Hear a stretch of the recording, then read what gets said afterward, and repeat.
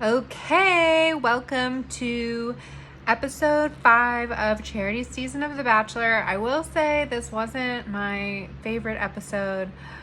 It was a little boring. Some of the breakups really got drawn out. As you can see, I'm wearing this fun rose scrunchie I got by accident because obviously it's really cute and cool, but it was $34 with plus tax, which is about $38. So I really gotta get the return on this thing because I did not mean to spend $40 on a scrunchie, although it is cute. So anyway, I hope you enjoy my scrunchie. Let's get right into it. We're in the week before hometowns. There's 6 guys left. That means 2 are going home.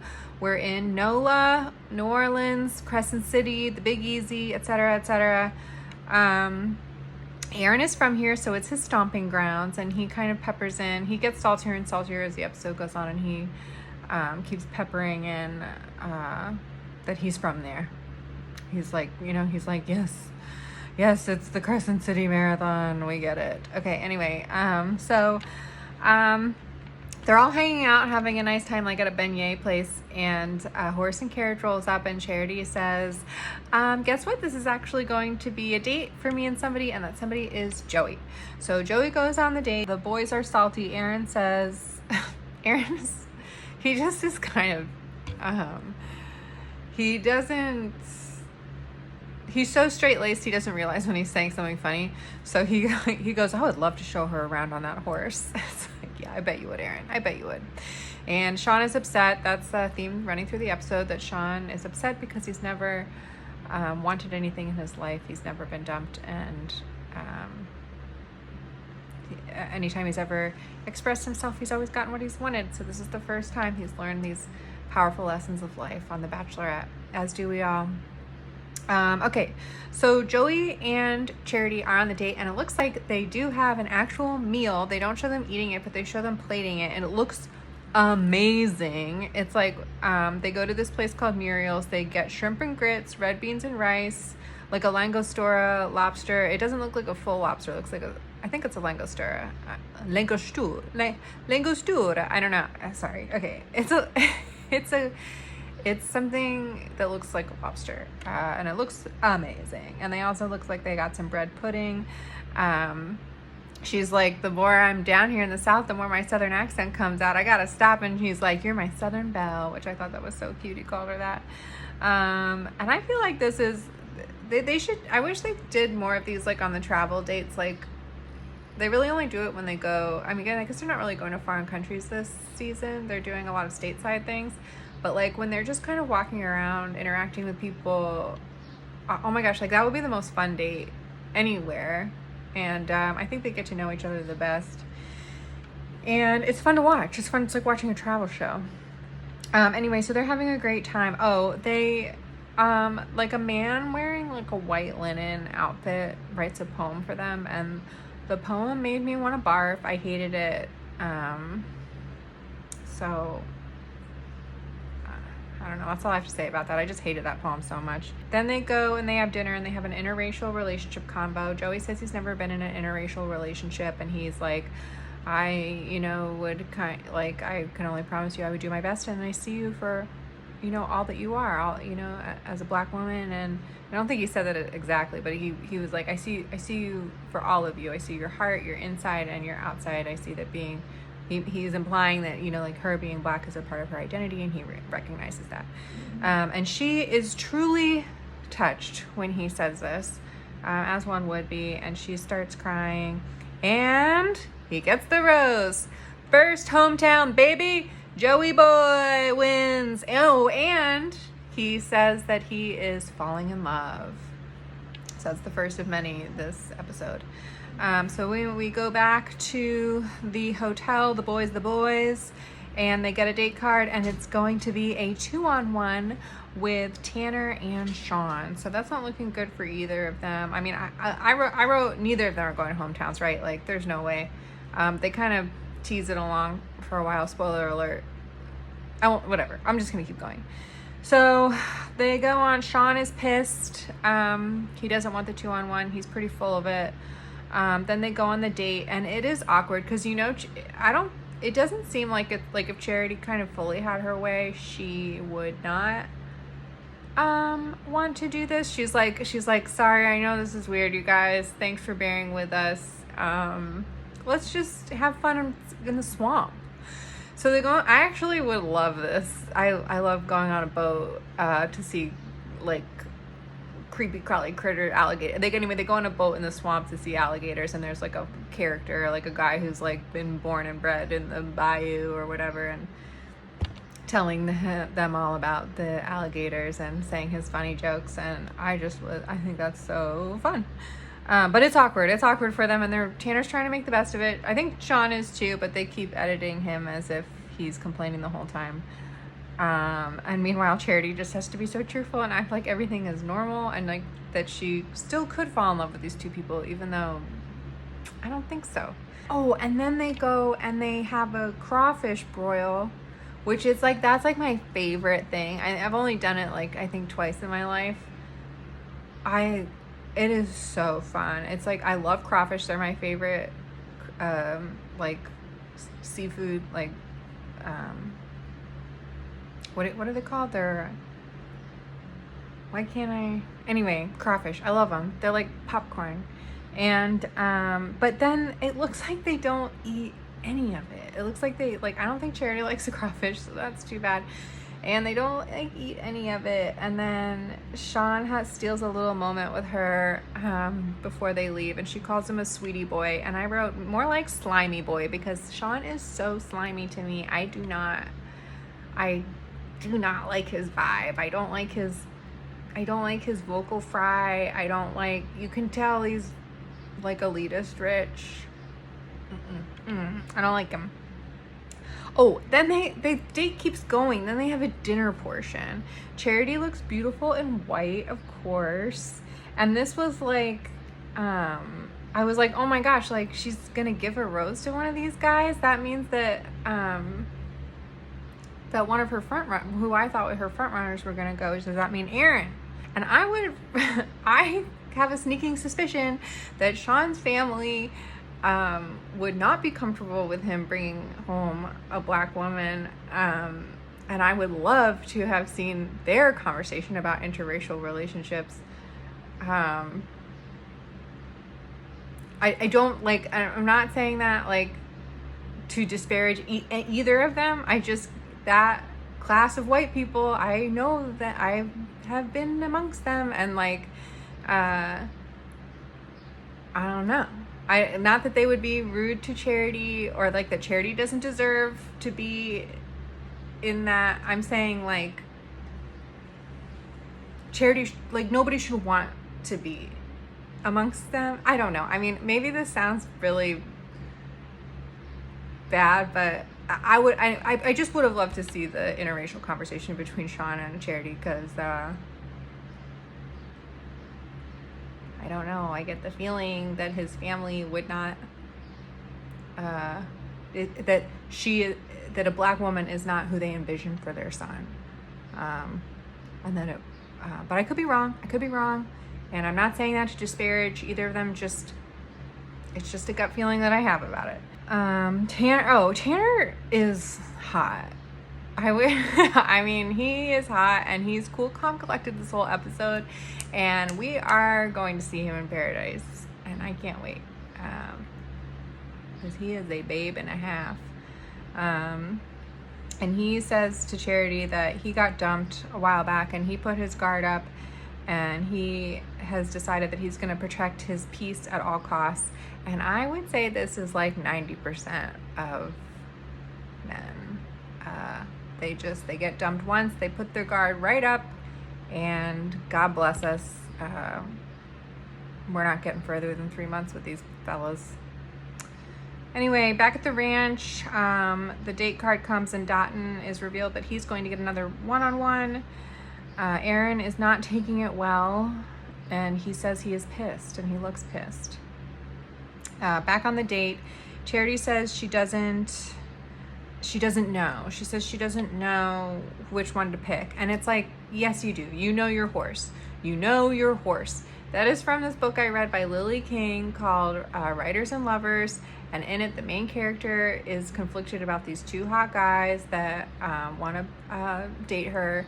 And she works at a restaurant, and her coworkers are like, you know your horse. You know which one you want. You do know. And so I think Charity's lying a little bit because she has to be the Bachelorette. And she has to keep this long-ass episode going, ping-ponging back and forth. Anyway, so she doesn't give either of them the rose, and we live to fight another day. Oh, so she doesn't give out the rose, and she says it, and Tanner gives like a little, like, it's like not even, it's like just the tiniest little wink.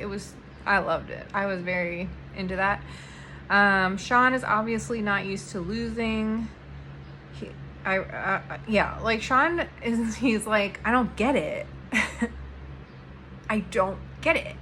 It's like, Sean looks like he's somebody who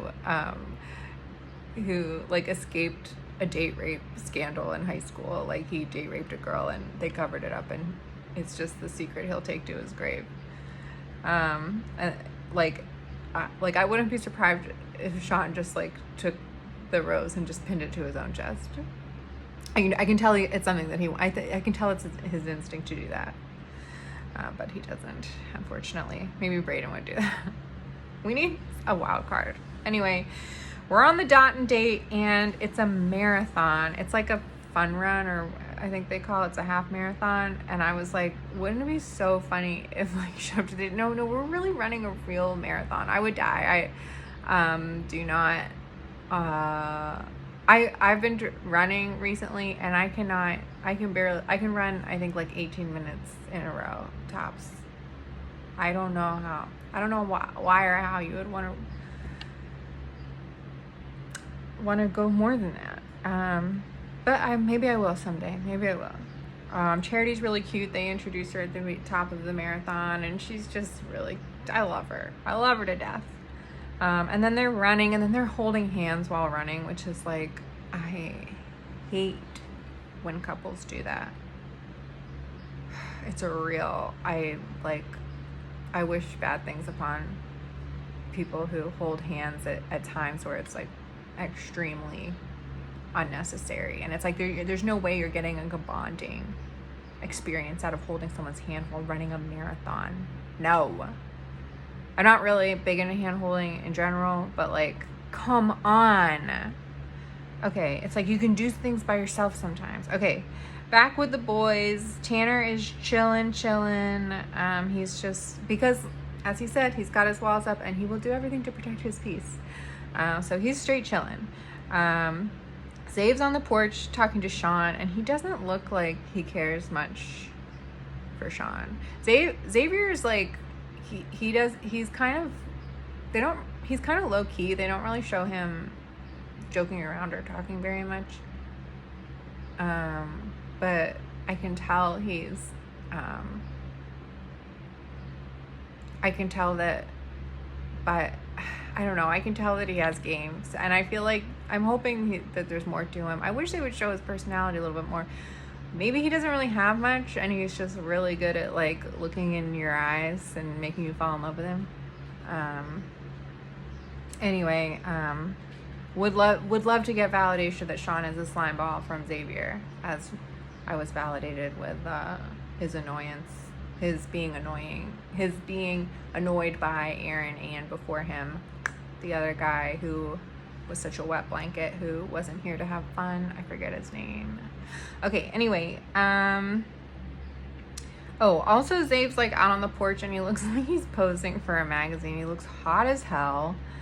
Sean, meanwhile, looks like he killed Bunny in the secret history to stop Bunny from blackmailing the group about the other murder that they committed during the Dionysian bacchanal they had in the forest, where they accidentally killed that farmer. So that's what Sean looks like. It's giving he killed Bunny in the secret history. Then it cuts back to the date with Dotton. Charity's eating a bite of food, and the guy says, that's the best bite of food in town. What is the food that she ate off of the fork? I want to know. I'm going to be in New Orleans in September. I want to know what the best bite of food is in town? They didn't tell us. They didn't tell us. Okay, she keeps saying to Dotun, "You're such a trooper. You're such a trooper." It's like, yeah, this date is running a marathon. Yeah, he is a trooper, but it does seem like they're having fun. I mean, they do get a little bit of that like kind of date that she had with Joey, just like walking around, eating some foods, talking to strangers, but in between everything they have to be running, which sucks. So he is his trooper, but Dotun says he is happy. And they do look good together. I mean, Dotun is very tall, and she's like so tiny compared to him. Dotun expresses that he has a fear of failure, and that like as he continues to get to know Charity, he's like, I don't deserve this, you're gonna fall flat on your face, this isn't gonna work out, there's no way, fairy tales aren't real, da da da da da. He's probably right. But Charity says that sometimes a good thing is just a good thing, and let it be that. And you know, tell that to men the world over. Tell that to Tanner, tell that to Xavier. Sometimes you can just ride the ride, and it doesn't have to be that big of a deal, and you can just have fun. Okay, maybe I'm telling that to myself, because I also have a fear of failure, I think. Dotun, something in common. And then he says I need to listen to my heart more than my brain, and I'm putting my ear to my heart, and my heart is telling me that I'm falling in love with you. It's like, okay, so that is poetic. I would have loved it if the poem that was written in the square to her and Joey had something like that, like something actually nice. I'm putting my ear to my heart. I love it. I think that is so nice and so cute. And what do you know? He gets the rose. Hometowns, baby. Dotun is going to hometowns. And he is a tall drink of water. And then they go and they kiss like on this cool courtyard under a big ass tree. And I swear to God, I thought that a country music singer was gonna come out of the bushes and start singing a private concert, but they didn't. They just had their nice moment in the fun atmosphere of New Orleans. Okay, back with the boys. There's a knock upon the door, and it says, I was confused by this. It said Aaron, Xavier, Tanner, Sean. Next up, hometowns. I was like, are they all getting hometowns? No, that means that they're going on a group date. And then they keep saying, and then like Sean's of course upset, and he's like, I don't have a rose on my chest. I don't have a rose on my chest. And they keep saying this. I have a feeling they got that from Braden, because I feel like Braden kept saying like, oh, I feel so good, I got this rose on my chest. And now it's like for this cohort of men, they all keep saying like the rose. They keep referring to the rose on their chest, like it's a coat of arms or like a suit of armor or something. Because I don't remember the men saying that in previous seasons, and I just think that's so funny that this catchphrase from the one they drove away, they scapegoated out of the house, I think is the one who made it up. Anyway, Dotun comes in. He's got a rose on. He has a rose on his chest, and he gets a real hero's welcome. They're all pretty quiet and sad to see that, even though they have a mutual love and respect for each other. Sean leaves the room. Zabe says he's worried Sean's going to do something crazy. And I was like, he's going to send himself home. It looks like he says he's at his tipping point. He goes to Charity, and he's like, I haven't gotten the validation. Like, do you even like me? Like, I want you to meet my family. And I'm falling in. He tells her that he's falling for her, and she's like, and she says thank you. She like whispers, she's like, thank you. It's like, okay, you hear that, you say no more, got it, I'm so glad I got to know you. I wish you well, I wish you all the best. When you say I love you, and the person responds thank you, and they won't even look you in the eye, they're not even happy to hear it, like she was with Joey, that is a no. You have to collect yourself. You need to bow out gracefully. But Sean's not getting it. Says, I think if we could get I think if we had a one-on-one, we could get there. And she goes, well, we're here. And that means you're going home, but he's still not getting it. And then she's like, it's like, yeah, she's not going to meet your family, Sean. And she's like, I'm pretty sure I wouldn't be able to get there ever. Can I walk you out? So she walks Sean out. And Sean, of course, doesn't understand what's happening because he's never been dumped before.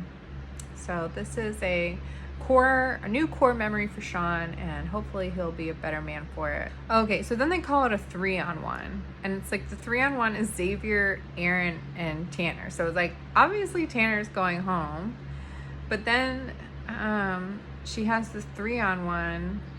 Okay, so then I'll just go through it. So first Aaron gets to chat, and he's like, I've had a really hard week. All these guys keep coming back with that post-charity glow that we call it. And she's like, oh, really? Like, it's like, how fun would that be?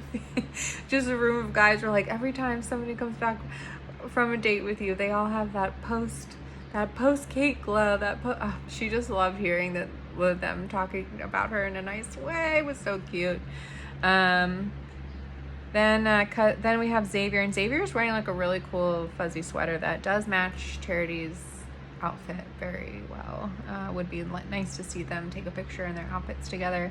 Then she goes to Tanner, and I'm like, why does Tanner still want this? It's like, Sean's gone, you're done, buddy. Like, you are done. Like, just send yourself home. It's like, yeah, like you can't propose, you can't take her home. I'm sorry, you cannot. Then she goes to Xavier. Okay, so so this conversation reveals that Xavier will be her number one pick. It's a tale as old as time. The one you cannot have is the one you want the most. And he says he wants to fall in love with her, but he's really afraid of commitment, and he would like to get there with her. He doesn't want to lose her, but he would, best intentions. Maybe they do end up together and they're still together, but I feel like Xavier, I think this just tells that he's going to be number one, and he's also going to cause the most, he's going to mess her up. So he says he's afraid of commitment. Charity's like kind of gagging a little bit. And then he says, but if you are the one, I don't want to pass it up. It's like, yeah, no shit. If maybe you're the one. So maybe if you are, I don't want to lose it. I just don't know. And maybe I'll never know. And I'm scared. And I think my fear is getting in the way of anything. Anyway, so the Aaron gets a rose. So that means Xavier and Tanner are left, and she's gonna wait until the ceremony to give out the last rose. So they're really dragging it out, which is annoying. I don't know why they have to drag it out. If Brayden was still here, it would have been a much better episode. I would have loved to see Brayden's hometown. I don't think he would have gone that far based on the drama. But I think that would have been great. And also it would have been like so much better to see Sean and Brayden going, and Aaron, like head to head in their frustration than just Sean by himself, essentially, because Tanner is like, he's got his walls up and he's protecting his peace. Okay, so you think they're gonna go to rose ceremony, but she is not in her gown, she's not dressed, she's in her casual wear. And whose door does she knock on? She knocks on Tanner's door, which is nice of her. She decides she doesn't have to go through the public humiliation. She can just let him down one-on-one. It's a nice breakup. He takes it like a champ. R.I.P. Tanner. And I also kind of feel like she's like, well, if Xavier's going to be on the fence with me, I'm going to make him sweat. I'm going to make him sweat it out. So she goes to Zave's room and she's like, I just broke up with Tanner. And there's one rose left, and I don't even have to give this rose out, which it's like, Yes, good for you. Play that game. He's gonna play that game with you. You play it right back, because you're not a done deal. You're not, even though